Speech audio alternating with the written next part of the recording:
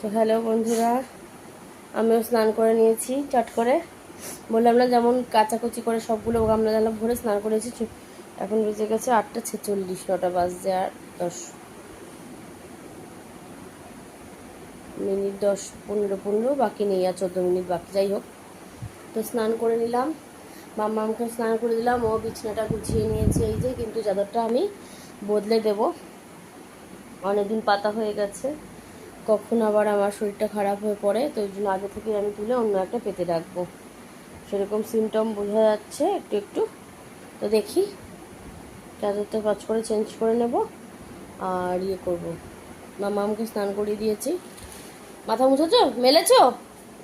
মেলো। ওই স্ট্যান্ডে বললাম একটুখানি মেলে নি, একটু মেলে নিচ্ছে।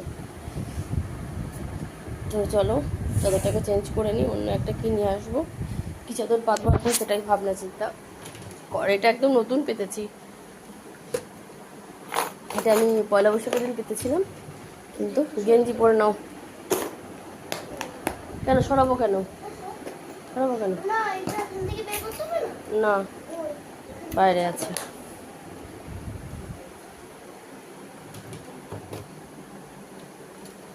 ইনার ওটা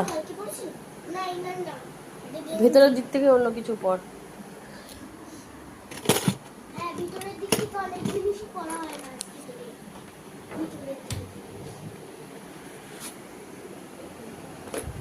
দেখি দেখি দেখি, এক সেকেন্ড দেখি, এক সেকেন্ড দেখি।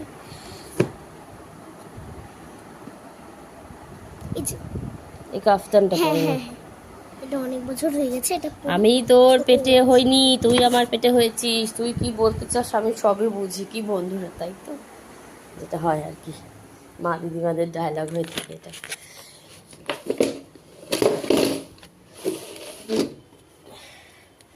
আজকে সকাল থেকে জোর কদমে একটু লেগে পড়েছি কাজে। তার কারণ কাজ না করলে হবে না, তাই কাজ যখন আমাকে করেই খেতে হবে, তো আমি সেরকম কাজের মতনই কাজ করতে হবে, যাতে ব্যাপারটা একটু হাইলাইটেড হয়।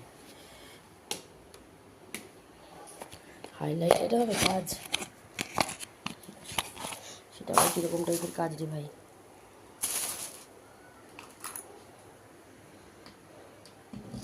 এখনও কিন্তু প্রচুর সোয়েটার কাচা বাকি বন্ধুরা।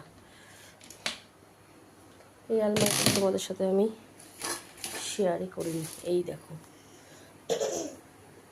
নিচতলার ব্যাগ, এর মধ্যে বিয়েতে পাওয়া চাদর, এটার মধ্যে আসন, এটা ওটা সেটা, এই যে আমার সব বিয়ের আগে